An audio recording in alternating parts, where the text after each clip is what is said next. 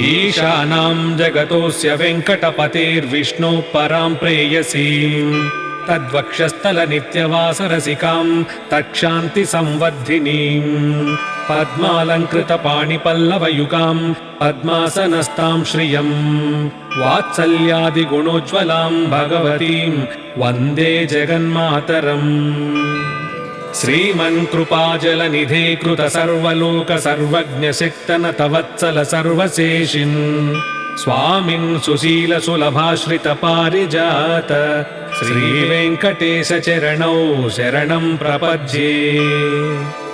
आनूपुरार्पित सुजात सुगन्धि पुष्प सौरभ्य सौरभकरौ समसन्निवेशौ सौम्यौ सदानुभवनेऽपि नवानुभाव्यौ श्रीवेङ्कटेश चरणौ शरणं प्रपद्ये।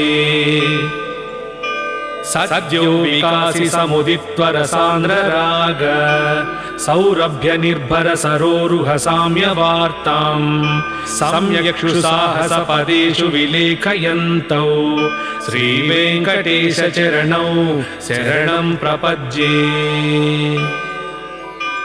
रेखामयध्वज सुधाकलशातपत्र वज्राङ्कुशाम्बुरुह कल्पक शङ्खचक्रैः भव्यैरलङ्कृत तलौ परतत्त्वचिह्नैः श्रीवेङ्कटेश चरणौ शरणं प्रपद्ये।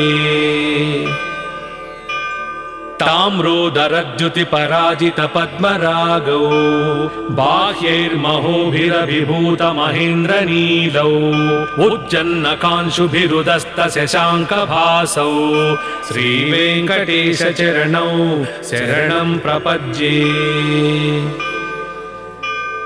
सप्रेम भीति कमलाकर पल्लवाभ्यां संवाहनी सपति क्लममादधानौ कान्ताववाङ्मनसगोचर सौकुमार्यौ श्रीवेङ्कटेश चरणौ शरणं प्रपद्ये। लक्ष्मी महीतदनुरूप निजानुभाव नीलादिदिव्य महिषीकर पल्लवानाम् आरुण्य संक्रमणतः किल सान्द्ररागौ श्रीवेङ्कटेश चरणौ शरणं प्रपद्ये। नित्यानमद्भिः शिवादि किरीटकोटि प्रत्युप्त दीप्त नवरत्न महप्ररोहैः नीराजनाविधिमुदारमुपादधानौ श्रीवेङ्कटेश चरणौ शरणं प्रपद्ये।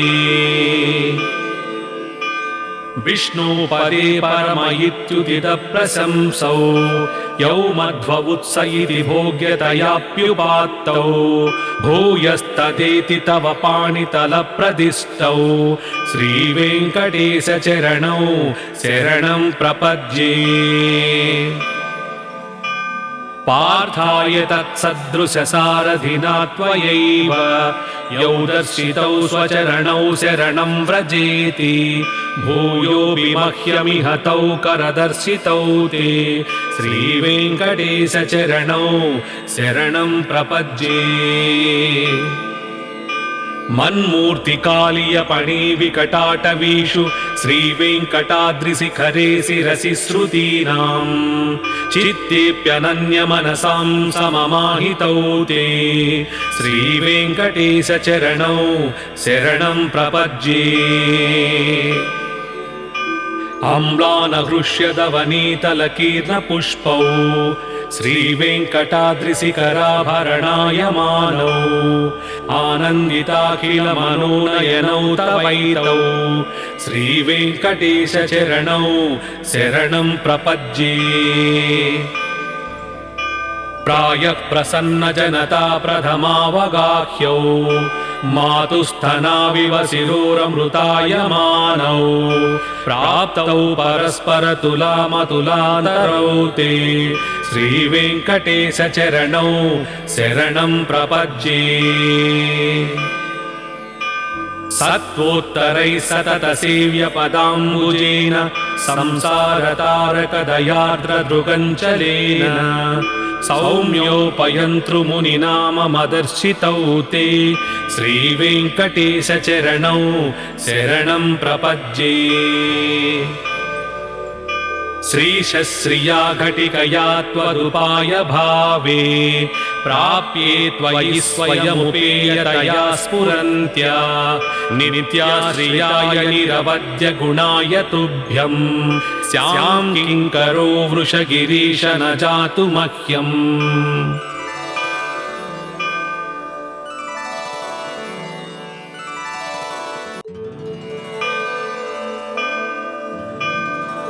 ईशानां जगतोऽस्य वेङ्कटपतेर्विष्णोः परां प्रेयसीं तद्वक्षस्थलनित्यवासरसिकां तत्क्षान्तिसंवर्धिनीं पद्मालङ्कृतपाणिपल्लवयुगां पद्मासनस्तां श्रियं वात्सल्यादिगुणोज्ज्वलां भगवतीं वन्दे जगन्मातरम् श्रीमन्कृपाजलनिधे कृत सर्वलोक सर्वज्ञशक्तनत वत्सल सर्वशेषिन् स्वामिन् सुशील सुलभाश्रित पारिजात श्रीवेङ्कटेशचरणौ शरणं प्रपद्ये आनूपुरार्पित सुजात सुगन्धि पुष्प सौरभ्य सौरभकरौ समसन्निवेशौ सौम्यौ सदानुभवनेऽपि नवानुभाव्यौ श्रीवेङ्कटेशचरणौ शरणं प्रपद्ये सद्यो विकासि समुदित्वरसान्द्रराग सौरभ्य निर्भर सरोरुह साम्यवार्तां सम्यक्षुसाहसपदेषु विलेखयन्तौ श्रीवेङ्कटेशचरणौ शरणं प्रपद्ये रेखामयध्वज सुधाकलशातपत्र वज्राङ्कुशाम्बुरुह कल्पक शङ्खचक्रैः भव्यैरलङ्कृततलौ परतत्त्वचिह्नैः श्रीवेङ्कटेशचरणौ शरणं प्रपद्ये ताम्रोदरद्युतिपराजित पद्मरागौ बाह्यैर्महोभिरभिभूत महेन्द्रनीलौ उज्जन्नकांशुभिरुदस्त शशाङ्कभासौ श्रीवेङ्कटेशचरणौ शरणं प्रपद्ये सप्रेम भीतिकमलाकर पल्लवाभ्यां संवाहनी सपदि क्लममादधानौ कान्ताववाङ्मनसगोचर सौकुमार्यौ श्रीवेङ्कटेशचरणौ शरणं प्रपद्ये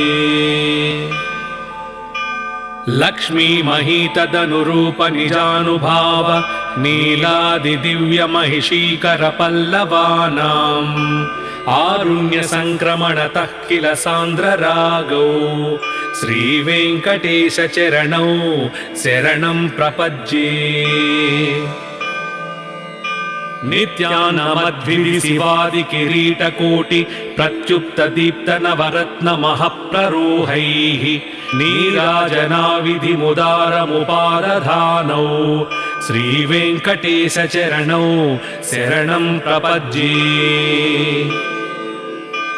विष्णुपदे परम इत्युदित प्रशंसौ यौ मध्ववुत्स इति भोग्यतयाप्युपात्तौ भूयस्तदेति तव पाणितलप्रदिष्टौ श्रीवेङ्कटेशचरणौ शरणं प्रपद्ये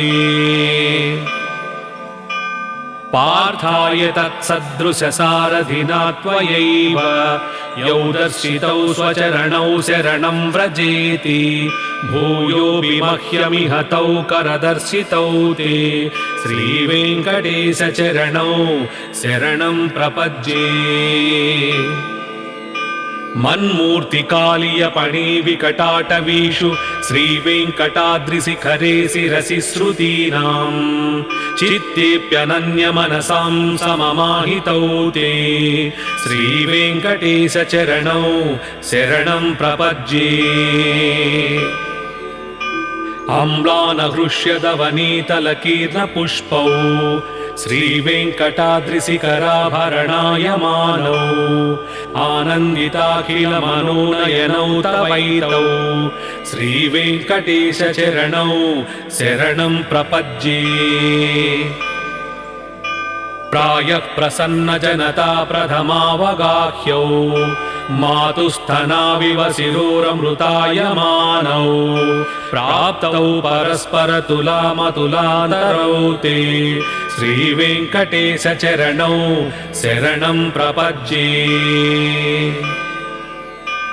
सत्त्वोत्तरैः सततसेव्यपदाम्बुजेन संसारतारकदयार्द्रदृगञ्चलेन सौम्योपयन्तृमुनिनाममदर्शितौ ते श्रीवेङ्कटेशचरणौ शरणं प्रपद्ये। श्रीशश्रिया घटिकया त्वदुपाय भावे प्राप्ये त्वयि स्वयमुपेयतया स्फुरन्त्या नित्याश्रियाय निरवद्य गुणाय तुभ्यं स्यां किङ्करो वृषगिरीश न जातु मह्यम्।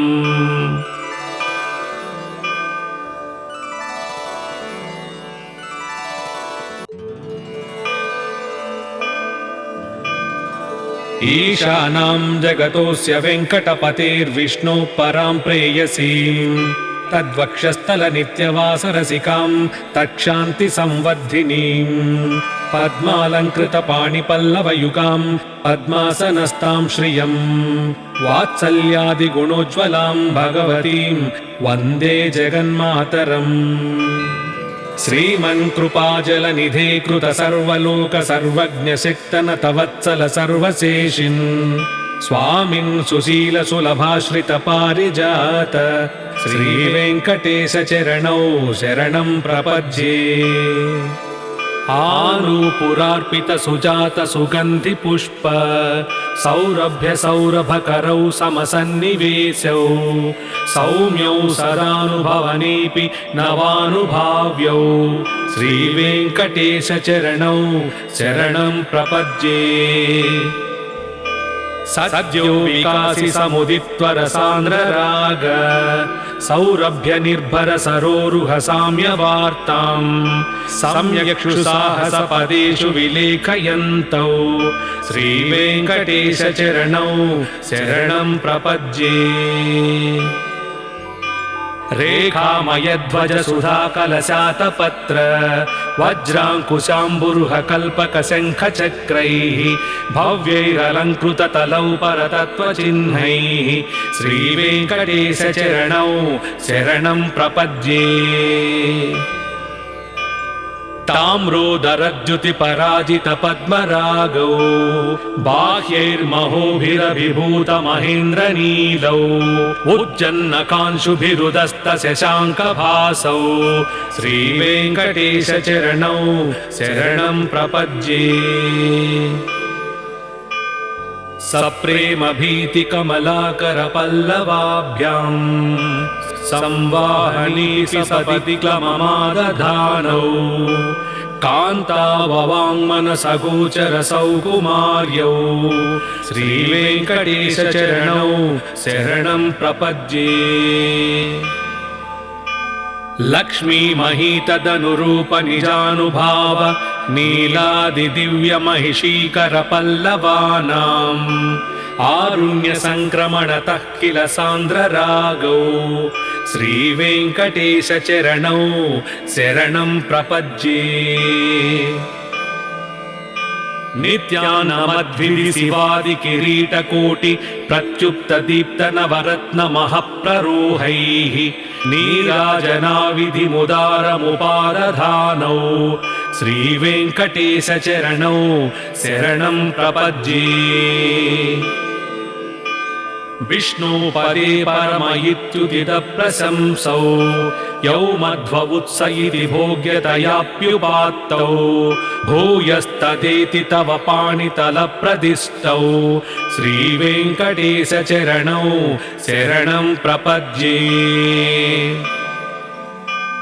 पार्थाय तत्सदृशसारथिना त्वयैव यौ दर्शितौ स्वचरणौ शरणं व्रजेति भूयोऽपि मह्यमिह तौ करदर्शितौ ते श्रीवेङ्कटेशचरणौ शरणं प्रपद्ये मन्मूर्तिकालीयपणिविकटाटवीषु श्रीवेङ्कटाद्रिशिखरे शिरसि श्रुतीनां चित्तेऽप्यनन्यमनसां सममाहितौ ते श्रीवेङ्कटेशचरणौ शरणं प्रपद्ये अम्लानहृष्यदवनीतलकीर्णपुष्पौ श्रीवेङ्कटाद्रिशिखराभरणायमानौ आनन्दिताखिलमनोनयनौ तवैतौ श्रीवेङ्कटेशचरणौ शरणं प्रपद्ये प्रायः प्रसन्नजनता प्रथमावगाह्यौ मातुस्थनाविव शिरोरमृतायमानौ प्राप्तौ परस्परतुलामतुलान्तरौ ते श्रीवेङ्कटेशचरणौ शरणं प्रपद्ये सत्त्वोत्तरैः सततसेव्यपदाम्बुजेन संसारतारकदयार्द्रदृगञ्चलेन सौम्योपयन्तृमुनिना मदर्शितौ ते श्रीवेङ्कटेशचरणौ शरणं प्रपद्ये श्रीशश्रिया घटिकया त्वदुपाय भावे प्राप्ये त्वयि स्वयमुपेयतया स्फुरन्त्या नित्याश्रियाय निरवद्य गुणाय तुभ्यं स्यां किङ्करो वृषगिरीश न जातु मह्यम्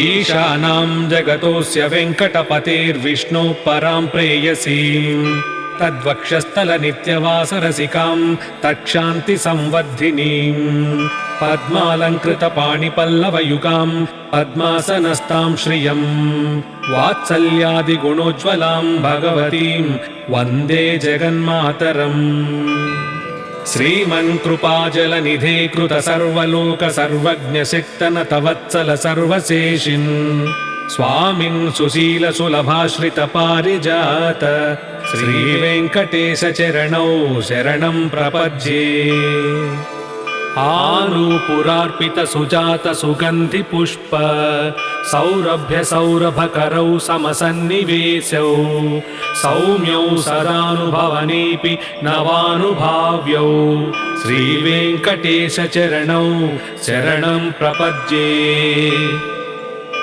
सद्यो विकासि समुदित्वरसान्द्रराग सौरभ्य निर्भर सरोरुह साम्यवार्तां सम्यक्षुसाहसपदेषु विलेखयन्तौ श्रीवेङ्कटेशचरणौ शरणं प्रपद्ये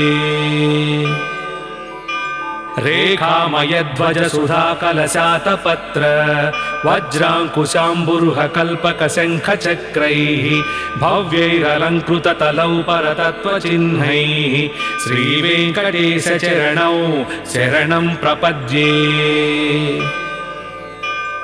ताम्रोदरद्युतिपराजितपद्मरागौ बाह्यैर्महोभिरभिभूतमहेन्द्रनीलौ उज्जन्नकांशुभिरुदस्तशशाङ्कभासौ श्रीवेङ्कटेशचरणौ शरणं प्रपद्ये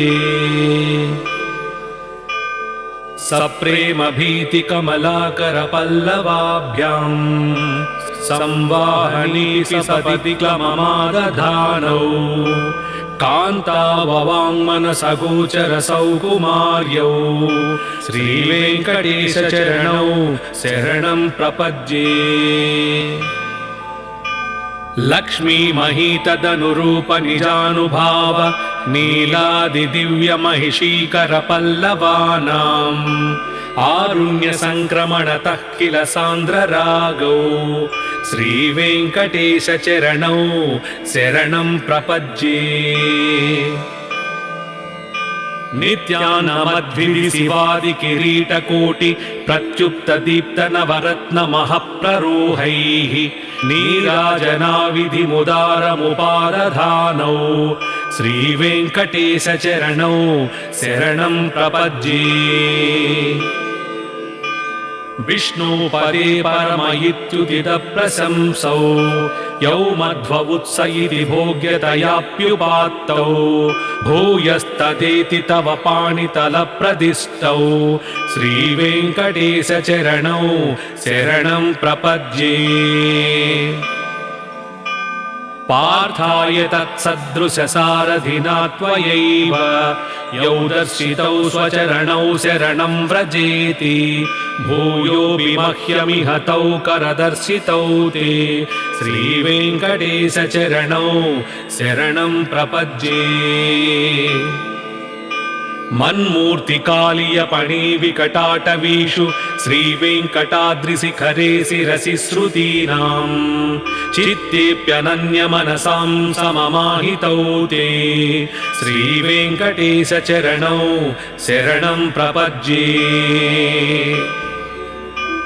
अम्लानहृष्यदवनीतलकीर्णपुष्पौ श्रीवेङ्कटाद्रिशिखराभरणायमानौ आनन्दिताखिलमनोनयनौ तवैतौ श्रीवेङ्कटेश चरणौ शरणं प्रपद्ये। प्रायः प्रसन्नजनता प्रथमावगाह्यौ मातुस्थनाविव शिरोरमृतायमानौ प्राप्तौ परस्परतुलामतुलादरौ ते श्रीवेङ्कटेश चरणौ शरणं प्रपद्ये। सत्त्वोत्तरैः सततसेव्यपदाम्बुजेन संसारतारकदयार्द्रदृगञ्चलेन सौम्योपयन्तृमुनिना मदर्शितौ ते श्रीवेङ्कटेश चरणौ शरणं प्रपद्ये।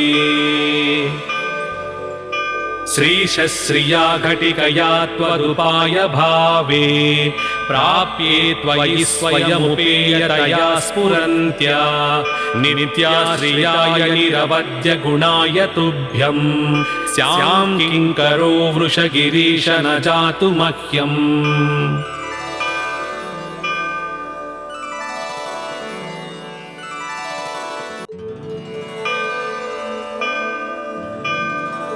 ईशानां जगतोऽस्य वेङ्कटपतेर्विष्णोः परां प्रेयसीं तद्वक्षस्थलनित्यवासरसिकां तत्क्षान्तिसंवर्धिनीं पद्मालङ्कृतपाणिपल्लवयुगां पद्मासनस्तां श्रियं वात्सल्यादिगुणोज्ज्वलां भगवतीं वन्दे जगन्मातरम्। श्रीमन्कृपाजलनिधे कृत सर्वलोक सर्वज्ञशक्तनत वत्सल सर्वशेषिन् स्वामिन् सुशील सुलभाश्रित पारिजात श्रीवेङ्कटेश चरणौ शरणं प्रपद्ये। आनूपुरार्पित सुजात सुगन्धि पुष्प सौरभ्य सौरभकरौ समसन्निवेशौ सौम्यौ सदानुभवनेऽपि नवानुभाव्यौ श्रीवेङ्कटेश चरणौ शरणं प्रपद्ये। सद्यो विकासि समुदित्वरसान्द्रराग सौरभ्य निर्भर सरोरुह साम्यवार्तां सम्यक्क्षुसाहसपदेषु विलेखयन्तौ श्रीवेङ्कटेश चरणौ शरणं प्रपद्ये। रेखामयध्वज सुधाकलशातपत्र वज्राङ्कुशाम्बुरुह कल्पक शङ्खचक्रैः भव्यैरलङ्कृततलौ परतत्त्वचिह्नैः श्रीवेङ्कटेश चरणौ शरणं प्रपद्ये। ताम्रोदरद्युतिपराजित पद्मरागौ बाह्यैर्महोभिरभिभूत महेन्द्रनीलौ उज्जन्नकांशुभिरुदस्त शशाङ्कभासौ श्रीवेङ्कटेश चरणौ शरणं प्रपद्ये। सप्रेम भीति कमलाकर पल्लवाभ्यां संवाहनी सपदि क्लममादधानौ कान्ताववाङ्मनसगोचरसौ कुमार्यौ श्रीवेङ्कटेशचरणौ शरणं प्रपद्ये लक्ष्मी महीतदनुरूप निजानुभाव नीलादिदिव्यमहिषीकर पल्लवानाम् आरुण्य संक्रमणतः किल सान्द्ररागौ श्रीवेङ्कटेशचरणौ शरणं प्रपद्ये नित्यानमद्भिः शिवादि किरीटकोटि प्रत्युप्त दीप्त नवरत्न महप्ररोहैः नीराजनाविधिमुदारमुपादधानौ श्रीवेङ्कटेशचरणौ शरणं प्रपद्ये विष्णुपदे परम इत्युदितप्रशंसौ यौ मध्व उत्स इति भोग्यतयाप्युपात्तौ भूयस्तदेति तव पाणितलप्रदिष्टौ श्रीवेङ्कटेशचरणौ शरणं प्रपद्ये पार्थाय तत्सदृशसारथिना त्वयैव यौ दर्शितौ स्वचरणौ शरणं व्रजेति भूयोऽपि मह्यमिह तौ करदर्शितौ ते श्रीवेङ्कटेशचरणौ शरणं प्रपद्ये मन्मूर्तिकालीयपणि विकटाटवीषु श्रीवेङ्कटाद्रिशिखरे